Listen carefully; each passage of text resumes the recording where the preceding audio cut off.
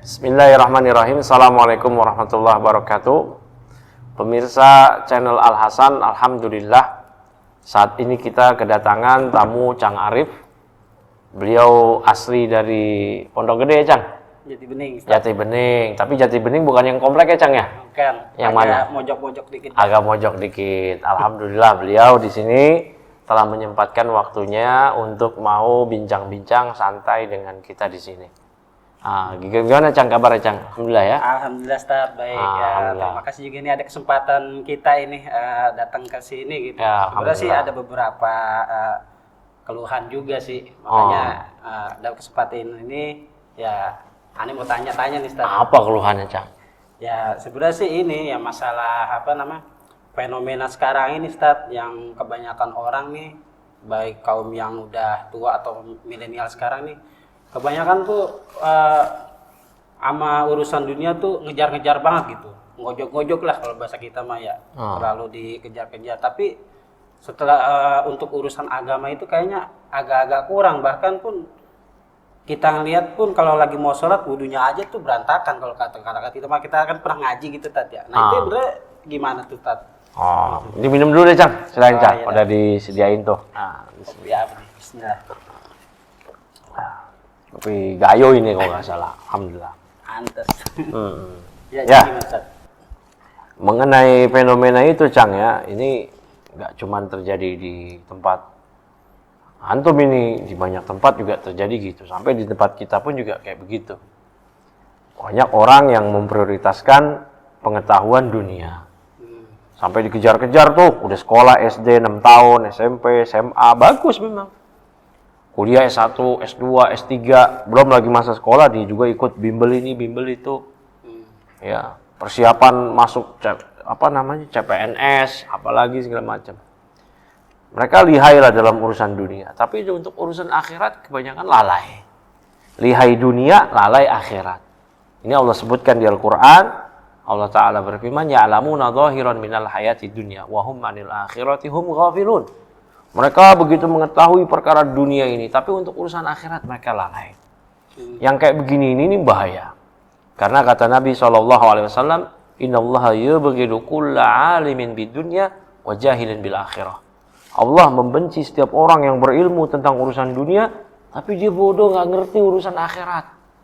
Nah, ini jangan sampai S2, S3, S1, urusan dunia pinter, urusan teknik, urusan ini, urusan itu pinter, urusan akhirat yang ringan-ringan yang sehari-hari dilakukan kayak tadi Cang Arif bilang. Wudu aja salah, sholat aja salah. Nah, ini bahaya nih. Ya, salah seorang ulama kita namanya Al Hasan Al Basri, Cang. Ulama zaman tabi'in. Dia di masa tabi'in beliau. Masa tabi'in, muridnya sahabat. Beliau menyatakan la balagha min ahadihim bidunyahu fa yuqallibu ad-dirham thumma yukhbiruka biwaznihi. Ya, yuqallibu ala dhufrihi, kata Hasan Al-Basri. Ini sampai-sampai seseorang di antara mereka ini yang disifati oleh beliau pintar urusan dunia. Ya, pintar urusan dunia, sampai-sampai pada mereka ini dalam urusan dunianya dia membolak-balikan dirham perak. Ya, ala dhufrihi, di kukunya aja. Summa yukhbiruka biwaznihi. Kemudian dia bisa tahu mengabarkan kepada Anda, kata Hasan Al-Basri, berapa kadar nilai dari perak tersebut. Sampai tahu gitu. Sampai tahu. Tapi kata Hasan Al-Basri apa? Wa huwa la yuhsinu ayyusalli. Tapi sholat aja nggak beres. Nah, ini juga ya kayak begitu memang di antara beberapa teman kita juga. Kadang kalau misalnya kita lagi nimbrung-nimbrung ngomongin masalah agama lah ya. Ya kayak semisal masalah-masalah apa fikih, apa akidah, apa muamalah. Itu dia kalau ngomong agak kenceng tuh Tat. Kayaknya emang udah tahu gitu. Padahal kita juga basicnya, padahal kita tahu dia juga kan orangnya ya ngaji di mana gitu, nggak jelas gitu. Nah itu bagaimana tuh Tat kalau ada yang kayak begitu, apa kita terima omongan dia, apa memang gimana? Ini musibah kedua lagi nih. Musibah pertama dia ini udah nggak ngerti urusan agama, malah prioritas urusan dunia. Ya, ini musibah ini. Jadi kayak sotoy gitu. Iya, ini musibah nih. Musibah yang kedua tadi tuh, so tahu. Ini bicara tanpa ilmu. Itu Biasanya hukumnya begitu. Wah, haram bicara tanpa ilmu urusan dunia, urusan agama. urusan agama. Urusan dunia aja bicara tanpa ilmu aja bahaya. Dia kagak ngerti nih, Cang. Urusan teknik, urusan komputer, dia so tahu dah. Harusnya begini, harus begitu. Berantakan. Iya. Ya enggak? Berantakan apalagi urusan agama. Apalagi kalau dia ngarah-ngarahin orang. Begini-begini, dia beropini, ngasih pendapat, totonya salah. Gimana tuh? Ini musibah yang kedua. Bicara tanpa ilmu. Bicara tanpa ilmu, hukumnya adalah haram. Ya, yang dianjurkan dalam agama kita, kalau kita tahu, ucapkan. Kalau nggak tahu, ucapkan Allahu a'lam. Kata Abdullah bin gitu jangan so tahu. Kata Abdullah bin Mas'ud, ya ayuhan nas, man ya'lam falyaqul bih. Wa man lam ya'lam falyaqul Allahu a'lam. Kalau tahu ucapin sesuai dengan hakikatnya. Nah, ini udah nggak tahu, dia sok tahu. Kalau dalam istilah syariat kita, ini namanya jahlul murakkab. Bodoh bertingkat. Bodoh rangkep, bodoh kuadrat lah. Dia udah nggak ngerti hakikat, substansi perkara. Pertama dia nggak tahu nih. Yang kedua dia nggak tahu kadar diri dia, bahwasanya dia nggak tahu. Akhirnya dia terjun, bicara, sok tahu. Iya. Bodoh rangkap, kayak begitu. Nah, yang kayak begini memang dia dilandasi oleh ego, Cang. Jadi dia merasa dia udah pintar urusan dunia. Nah, untuk urusan akhirat dia juga mau terjun dong. Dia juga mau terjun biar dia anggap gitulah. Biar eksis lah. Kayak gitu. Urusan dunia dia kelihatan nonjol, pas kita lagi ngomongin urusan agama dia juga kelihatan mesti ada muncul, panggung, ada gitu. panggung. Nah, yang kayak begini bahaya. Nah, harusnya sadar dia ketika dia tahu dia nggak ngerti, dia jangan nimbrung di situ. Cukup dengar. Nah, itu musibah yang kedua, dia ikut nimbrung, bicara di situ. Harusnya nimbrungnya dia itu sekedar penyimak, pendengar, ngambil faedah, ngambil manfaat. Kalau ada manfaat. Kalau nggak ada manfaat, dia tinggalin. Nah, ini jangan sampai dia ngelantur kayak begitu. Nah, ini bahaya sekali kayak begitu. Nah, terus kalau nih aneh pribadi nih Ustaz ya, istilahnya kan aneh emang dari kecil buat dibilang ilmu agama itu nggak dalam lah ngajinya gitu. Palingan ngaji kampung bagaimana sih, paling cuma baca Iqra ya kan, baca sama. Nah, kalau urusan agama kan itu kan istilahnya kan sudah dijelaskan ya secara rinci itu apa, itu fikih apa itu. Nah, bagi saya ini yang udah kayak begini masih awam tuh, ilmu apa sih yang seenggaknya bisa kita atau saya tuh ambil gitu? Dari ilmu apa aja gitu? Kalau kayak kita gini, Cang, yang kita ini sibuk, Cang Arif sebagai karyawan di pabrik, nyantri lagi susah ya? Tuaan kali. Tuaan. Udah punya bini Udah juga punya repot. bini, walaupun bininya berapa? Iya. Satu, alhamdulillah ya. Alhamdulillah dah. Repot. Ada anak juga. Tapi kita mesti tetap belajar agama. Karena menuntut ilmu, kata Nabi, faridatun ala kulli muslim. Belajar agama itu wajib bagi setiap muslim. Nah, terus kadar minimalnya apa itu? Kita ini sebagai orang yang sibuk, beraktivitas, kerjaan, keluarga, segala macam. Nah, yang pertama, yang mesti kita tetap pelajari walaupun kita sibuk, ya, kita mesti meluangkan waktu, jangan kita cari waktu luang. Kita meluangkan waktu. Ini keliru nih. Ntar saya ngaji deh kalau ada waktu luang. Oh, keliru. Kita ini yang butuh ilmu agama, bukan ilmu agama yang butuh kita. Kita yang mesti meluangkan waktu. Ya, dengan segala keterbatasan. Nah, ilmu apa yang kita prioritaskan untuk kita pelajari, kita hadiri kajiannya, kita baca bukunya. Yang pertama, ilmu akidah.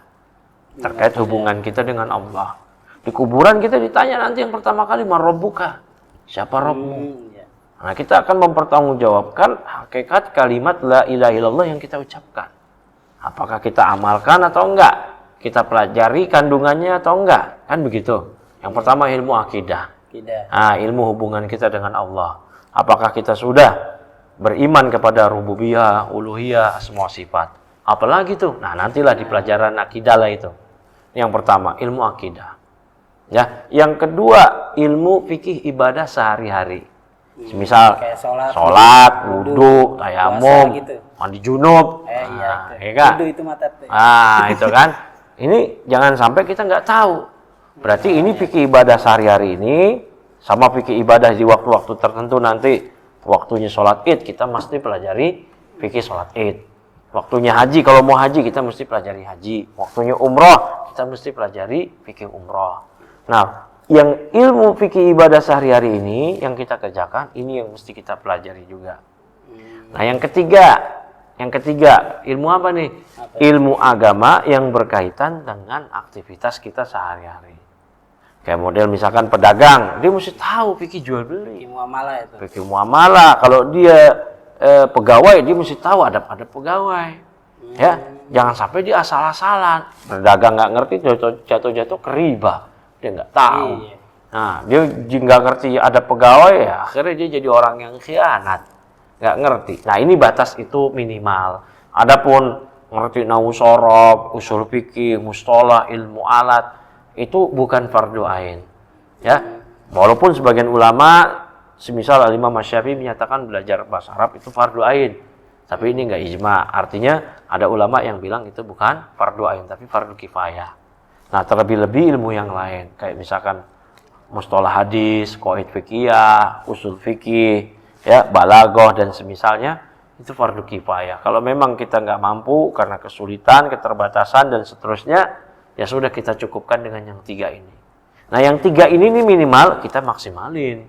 Jangan sampai udah 3 ini kita lalai juga, terus nggak serius.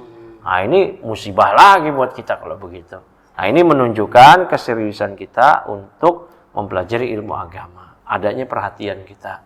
Karena keseriusan seseorang terhadap agama, apakah dia mau mempelajari agama tersebut atau enggak. Gimana mau diserius beragama? Sedangkan dia nggak tahu gimana caranya beragama. Kan begitu? Iya. Nah, kalau mau serius beragama, tahu dia gimana caranya beragama, yaitu dengan ngaji, hadir di kajian, baca buku, dan seterusnya. Gitulah, Cang. Itu juga karena kita kerja sehari-hari nih, Tat, ya. Kadang pengen ada waktu luang ngaji kemana gitu. Kadang bawaannya juga kan udah capek apa gimana gitu. Nah, ini permasalahan kita bagaimana nih kalau menyikapi kita hanya melewati media sosial gitu, ngaji itu apakah bermanfaat juga atau gimana? Wah, semua sarana yang ada kita manfaatin. Sekarang kita bisa ngaji di medsos. Alhamdulillah medsos itu kalau memang ada kebaikan kita ambil faedahnya. Ya, ada ngaji, kita bisa ngaji di majelis, ini yang paling utama. Karena kita interaksi langsung, duduk langsung, dapat sakinah segala macam. Nah, kalau ngaji di rumah, di depan nonton YouTube, nonton video di Facebook atau yang lainnya, itu bagus. Bagus juga, cuman itu daripada nggak ada, mending ada lah. Iya. Tapi yang tetap utama yang di majelis, kayak gitu. Nah, jadi ngerti dah. Ya, mudah-mudahan. Beberapa ilmu agama nih. Mudah-mudahan bermanfaat deh, Cang ya. Alhamdulillah. Ya, baik. Masih nih Ya. bahasannya. Ya, assalamualaikum warahmatullahi Assalamualaikum warahmatullahi wabarakatuh. wabarakatuh.